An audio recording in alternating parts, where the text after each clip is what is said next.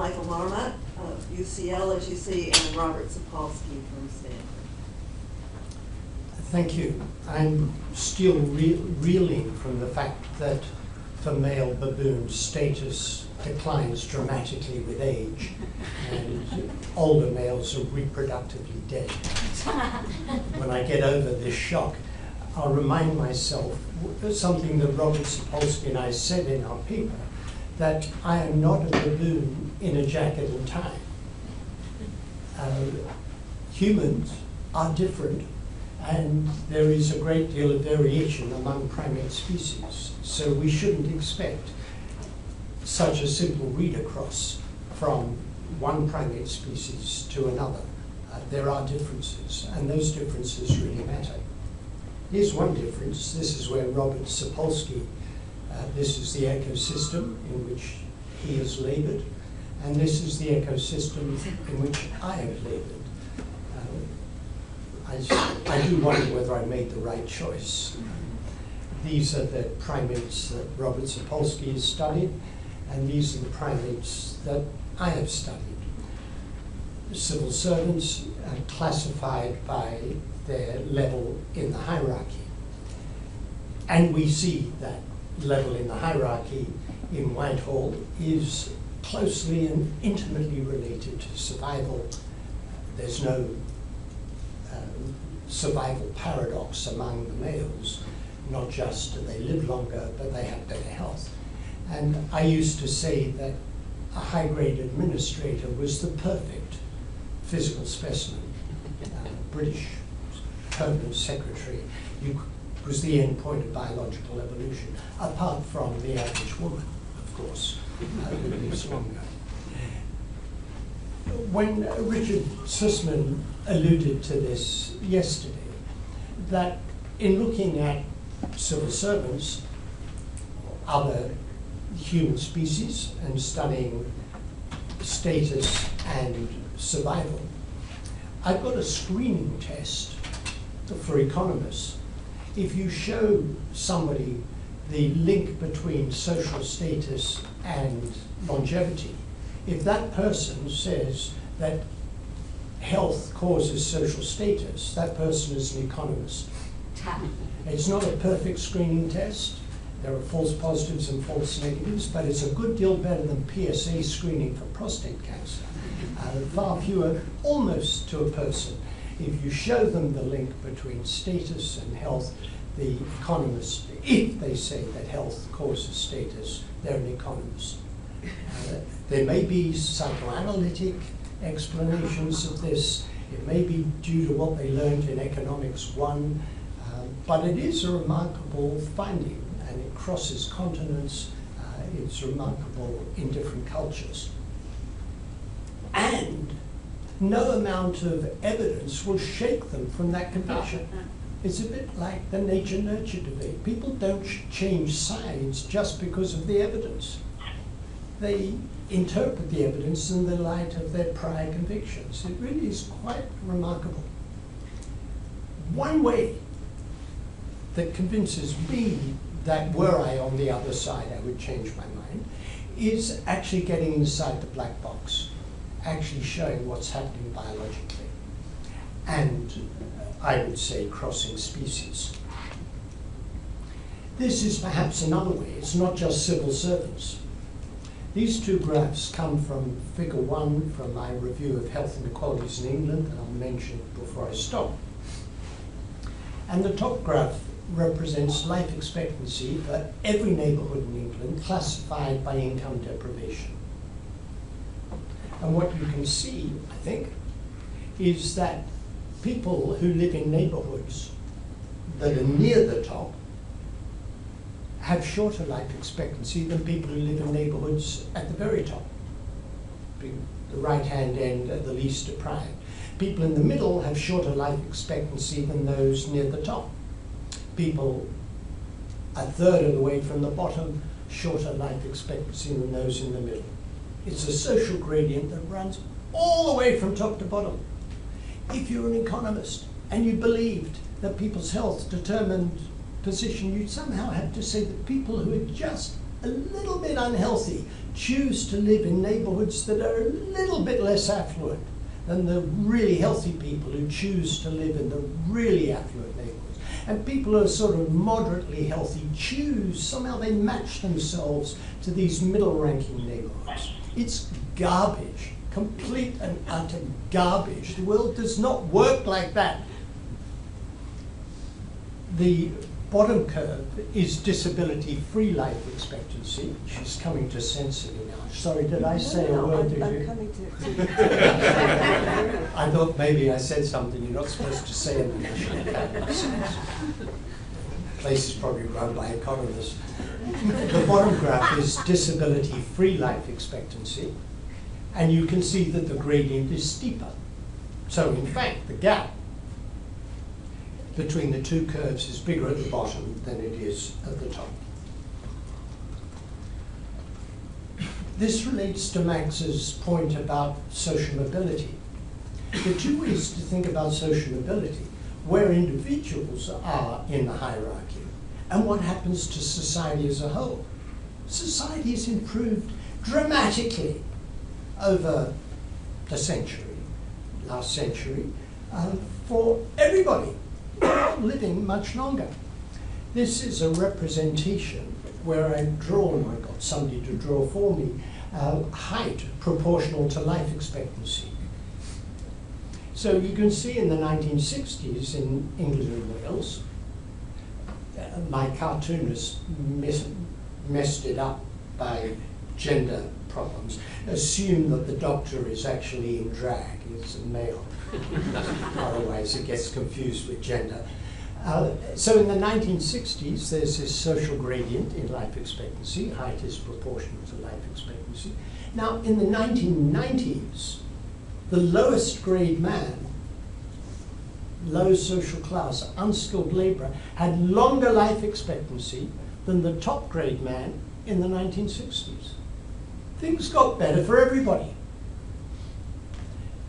So one way of thinking about the social gradient is to think about the worst off, and the worst off got dramatically better. The issue is that the best off got dramatically better and actually got better a bit faster, so the gap increased.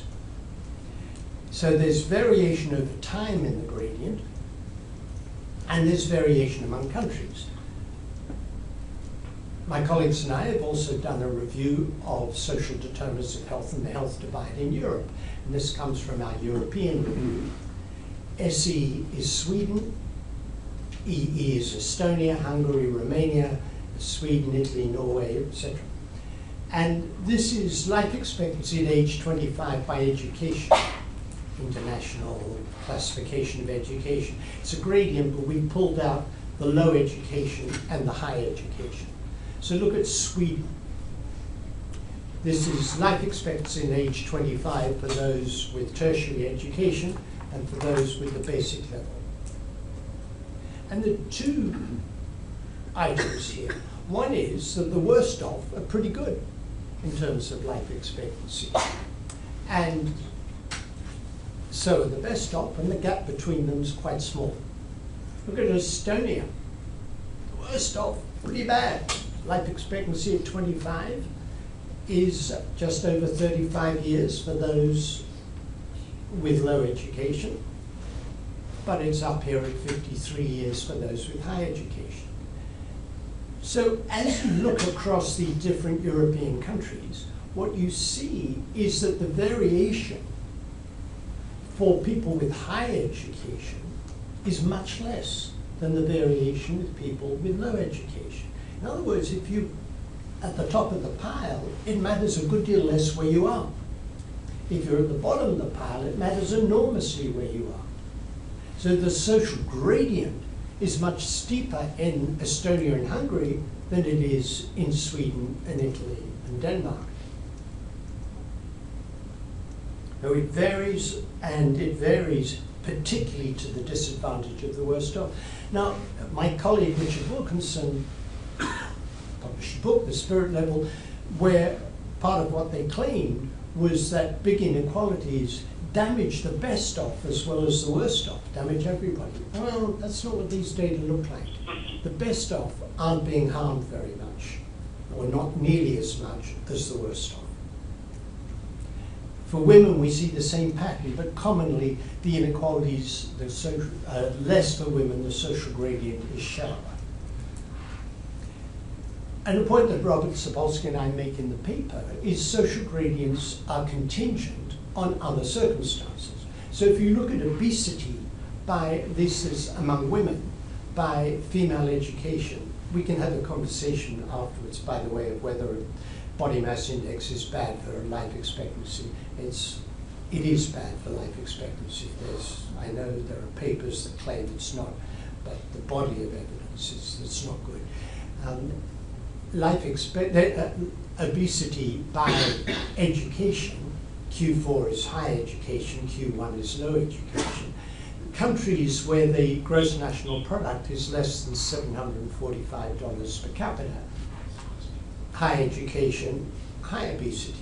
That kind of makes sense in a very poor country. If you're really at the bottom in a very poor country, you just don't have enough to eat, can't get obese.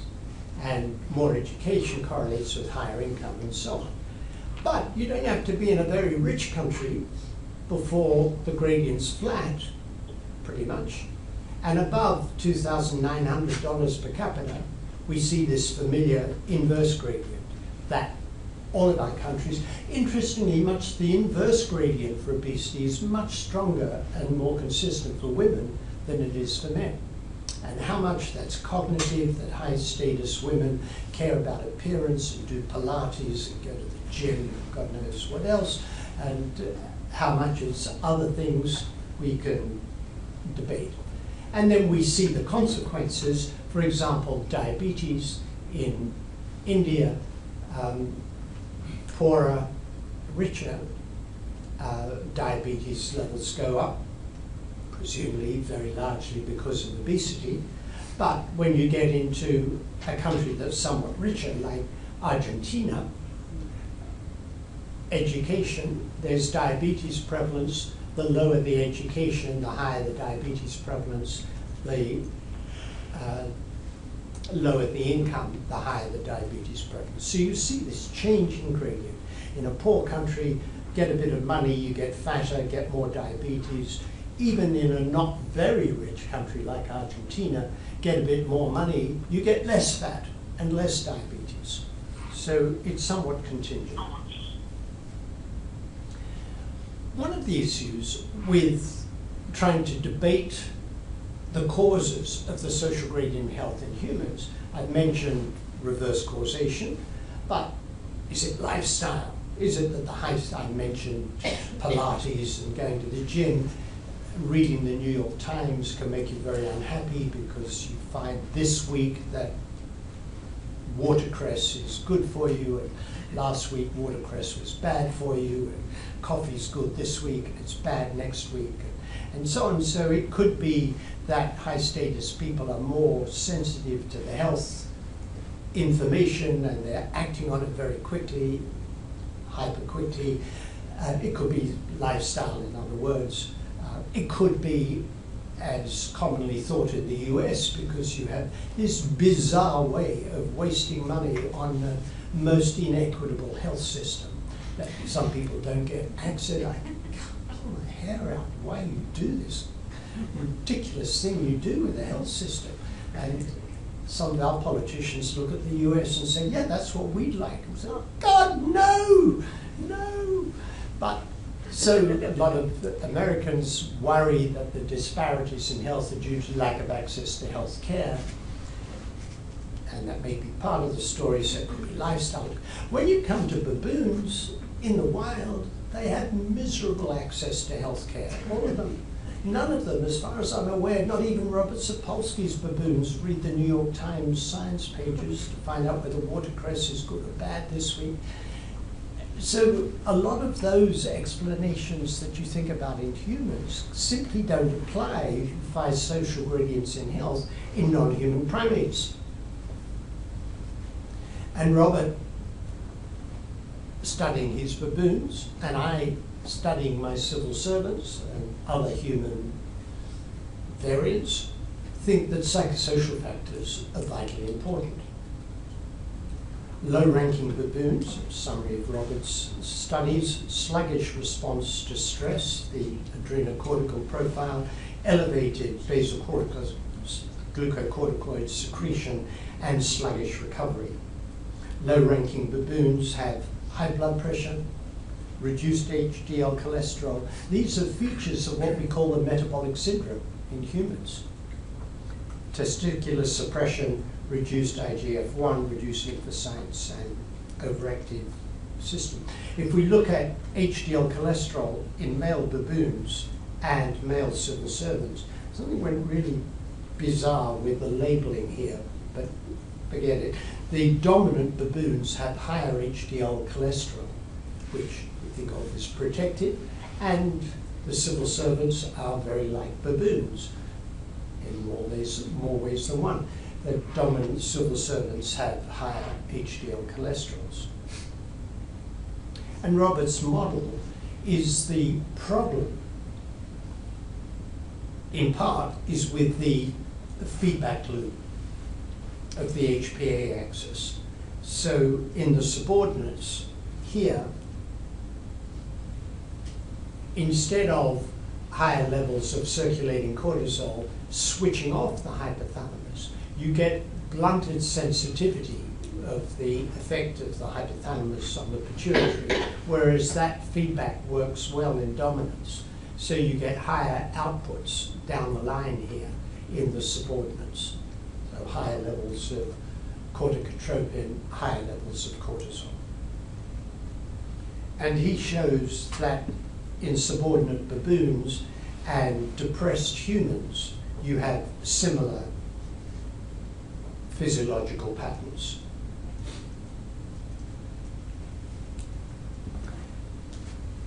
The macaques, Robert tells me, are like the baboons, and I think Steve Simi said, yep, that's probably right. Subordinates have high basal glucocorticoid levels, blunted feedback sensitivity, stress-induced anovulation, elevated blood pressure, atherosclerosis, low HDL cholesterol, and decreased lymphocyte counts. But other species, you don't see the same pattern. And the summary and what we did in the paper was to try and look at what Robert concluded from looking at primates and try and apply that to human societies. So what does rank mean for a particular individual? What does it mean for a particular population? What does it mean for a particular species? Stable or unstable hierarchy, what's it like for dominant individuals and what's like for subordinates? And just one example of the cross-species comparisons. This is looking at cortisol levels in low-status animals relative to high-status animals for 10 different primate species. And they're classified according to the degree to which subordinates are exposed to social stresses.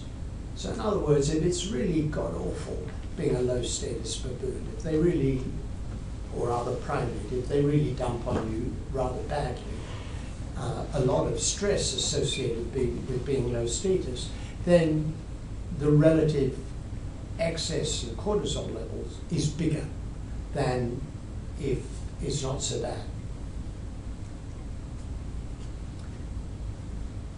We've started to do cortisol studies in our civil servants in Whitehall 2 study. This is one of the earliest studies looking at cortisol and socioeconomic position throughout the day. And the lower grades have higher cortisol levels in the morning, and it continues for a good part of the day. And as you see this diurnal variation, at the end of the day, there's no difference. Looking at psychosocial factors in civil servants, I've been particularly concerned with disempowerment, one way or another, low control. Part of what it means to be a low-status baboon is to be disempowered. low control.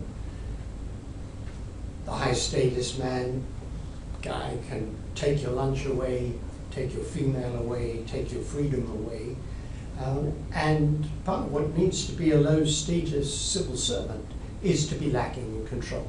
This is the association of civil service grade with job control.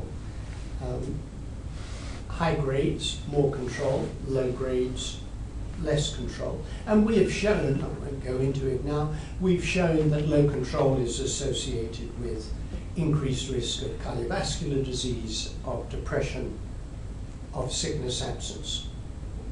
Looking at the metabolic syndrome, and here we're looking at job strain, high demand, low control, and social isolation. The number of times people report that, the greater the exposure to ISIS strain, the greater the frequency of the metabolic syndrome.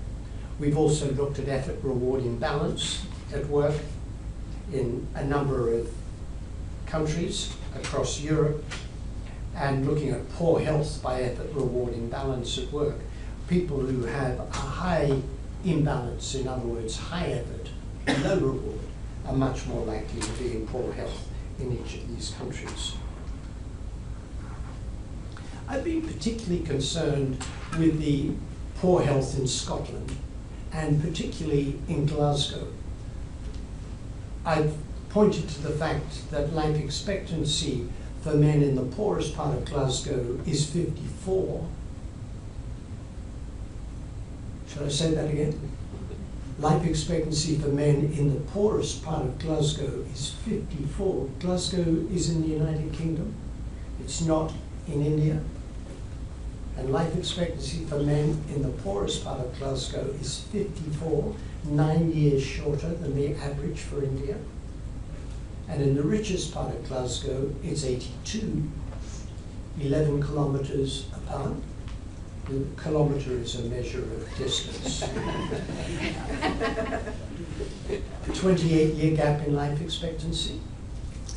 Looking at Glasgow, my colleague Harry Burns compared Glasgow with Liverpool and Manchester.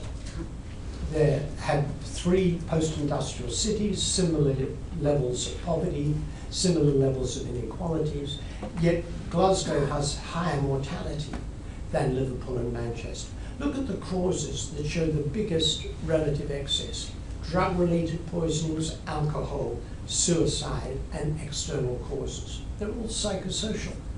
And Harry Burns, who until 10 days ago was the Chief Medical Officer for Scotland, said it's low control, it's disempowerment that's responsible for the high mortality. I'll skip for a moment because I'm about to be thrown off. Max Weinstein talking to me yesterday, and I said I've been involved in trying to package our scientific findings in a way that might influence policy. And Max looked at me, I could tell the expression on her face, she was thinking, it's a pity, it may not be a shame, but it's a pity you should waste your time this way, because clearly nobody will listen. Max, they've been listening, so I decided to just put this in. I chaired the WHO Commission on Social Determinants of Health. We published our report in 2008, and we called it Closing the Gap in a Generation. In the wake of the WHO Commission, I was invited by the British government to conduct a review of how we could apply those recommendations in one country, in England. And I called my report Fair Society, Healthy Lives.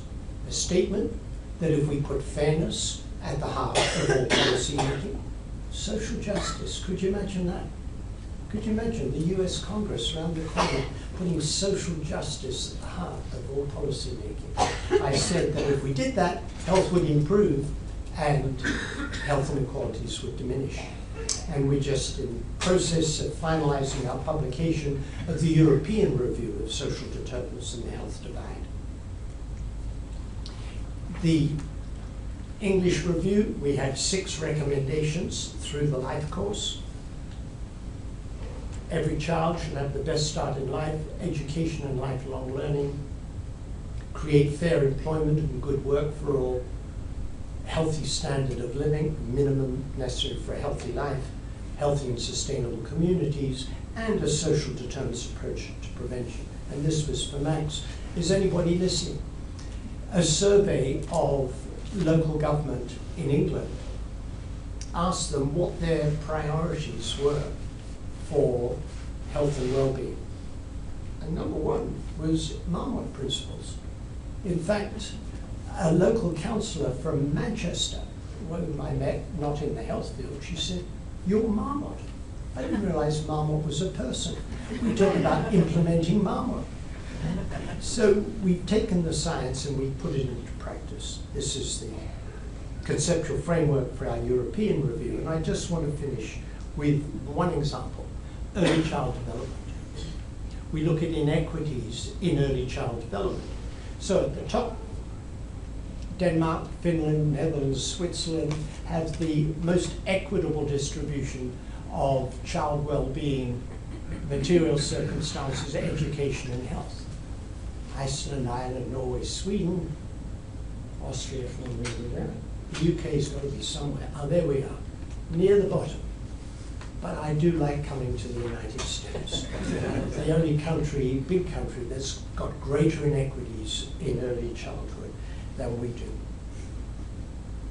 I think we understand a great deal about the science of early child development. One example, and then I shall stop. Looking at preschool education. The percent of children who are enrolled in preschool education, and on the same graph is the percent of children at level 4 who have reading scores in the 6th grade at level 4. So Cuba has 100% of children enrolled in preschool education and have the best reading scores in 6th grade. Then Costa Rica and Chile, and down the other end, Paraguay, Dominican Republic, Colombia, Peru, low preschool education, poor reading scores. We understand the science of early child development rather well. We know what would make a difference. It's a matter of putting it into practice. And what we said at the end of our European review was that health is a human right. For countries that are doing very little, do something. For countries that are doing more, do more. And for countries, if you're Sweden and you're doing a lot, do it better. Thank you.